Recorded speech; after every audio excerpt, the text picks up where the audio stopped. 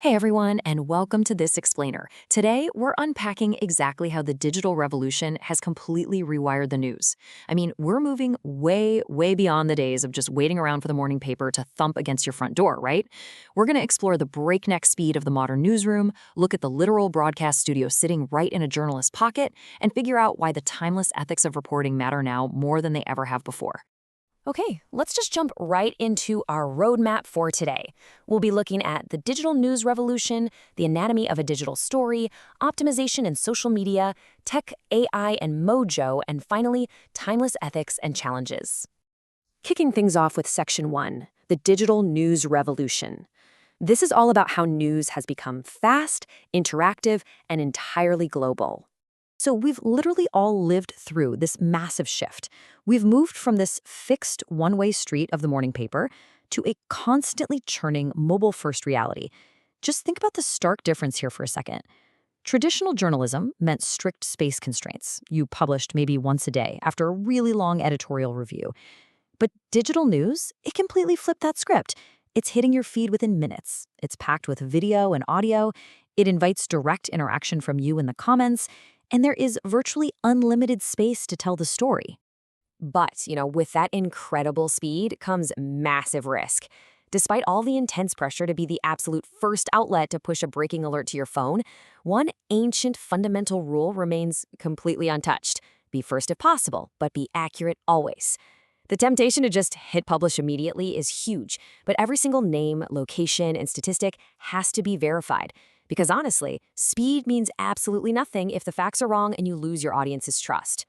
Picture how a story breaks today compared to just a couple of decades ago. Back in the day, a story was basically finished the second it hit the printing press. Now, it's a constant, ongoing progression.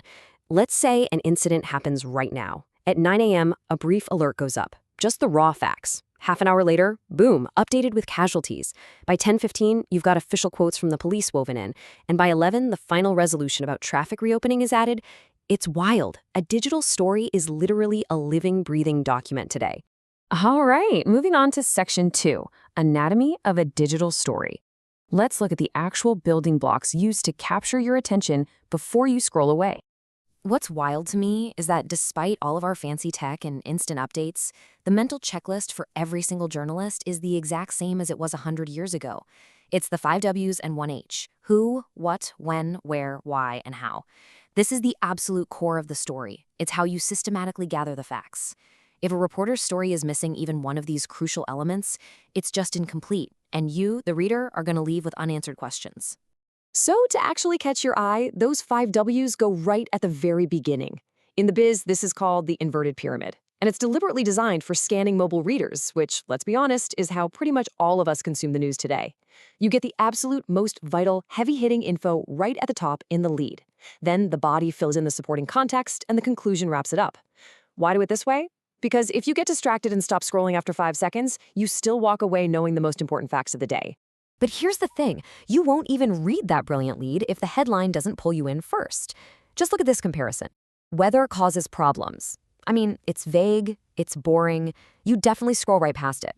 But heavy rain disrupts flights across Bahrain? That is a masterclass right there.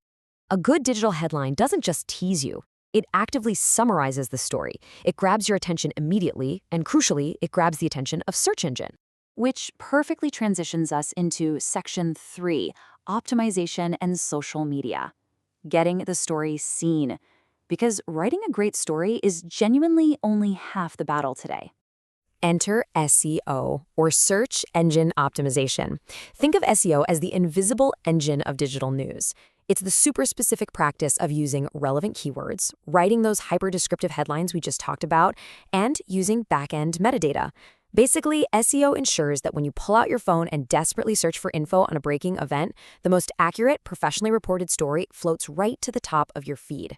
Without it, incredible journalism just gets buried on page 10 of Google, and nobody goes to page 10. Let's look at how that invisible engine works in practice. If a journalist just tags a story with election, that piece is going to drown in an ocean of millions of completely unrelated articles. But listen to this optimized version.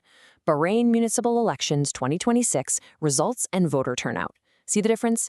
By feeding the search engine exact, specific details, the story becomes infinitely easier to find. It builds a direct bridge straight to the audience looking for it. And obviously, we aren't just searching on Google anymore. We live on social media. Journalists aren't just dropping a finished link onto X or TikTok and walking away. It's a highly dynamic two-way street now. They're actively promoting stories, engaging in the replies, collecting eyewitness video from bystanders, and doing raw, live reporting straight from the scene. The whole thing has transformed into this massive, real-time feedback loop. Let's pivot now to Section 4, Tech, AI, and Mojo. We're going to take a closer look at the insanely powerful new toolkit modern journalists use every day. First up is Mojo, mobile journalism. And no, we aren't just talking about snapping a blurry picture. This is about using a smartphone as an entire self-contained broadcast studio. Journalists are recording crisp 4K video, editing footage right there on their screens, and live streaming directly from the field. Imagine the chaos of a natural disaster. Instead of lugging around a massive camera crew and satellite trucks, a single reporter with a smartphone can weave through the rubble, moving at the actual speed of the event. But the digital era isn't just about moving fast with a camera. Sometimes it's about slowing down to analyze massive amounts of information. Data journalism is this explosive new field. Instead of just interviewing people, these journalists are basically interviewing spreadsheets. They dive into massive data sets to build beautiful, interactive charts for complicated stuff like public health trends or global climate models. They make sense of huge trends that a traditional block of text just can't capture. And then there is artificial intelligence. AI is completely changing the game. It's quickly becoming the ultimate super assistant in the newsroom, taking over all the heavy administrative tasks that used to eat up a reporter's whole day. We're talking transcribing an hour-long interview in seconds, summarizing a 500-page legal document, suggesting SEO headlines, even translating content. This is a total game changer because it frees up the journalists to get away from their desk and do actual reporting. But and this is a massive, massive but, AI has terrifying limits. The absolute non-negotiable rule across professional newsrooms is that human editors must verify AI content. Period. We know AI can confidently hallucinate completely fake facts, and it obviously lacks a moral compass. It cannot replace human editorial judgment. Direct human oversight is required for every single piece of content, and transparency with the audience is the only way to maintain trust. And that leads us perfectly into our final part, Section 5, Timeless Ethics and Challenges. This is all about how journalists manage to protect the truth in an era of absolute digital chaos. With unverified information flying around the globe at the speed of light, the risk of publishing something totally false is super high. So, before hitting publish, digital journalists have to run through an incredibly rigorous verification gauntlet. They have to forensically examine photos for Photoshop. They have to confirm the actual street location and date of viral videos to make sure it's not just recycled footage from 5 years ago, which, let's be real, happens all the time on social media. They relentlessly verify everything.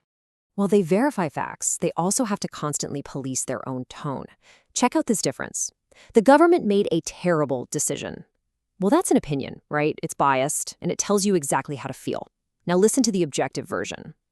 The government announced a new policy that received criticism from opposition parties. That is real journalism. The job is to meticulously report the facts and present viewpoints fairly, leaving personal bias out of it entirely. You give the facts, and you let the reader decide how to feel. But maintaining that standard, it's an uphill battle for sure. The modern newsroom is a high-stakes pressure cooker. The pressure to publish quickly is just immense.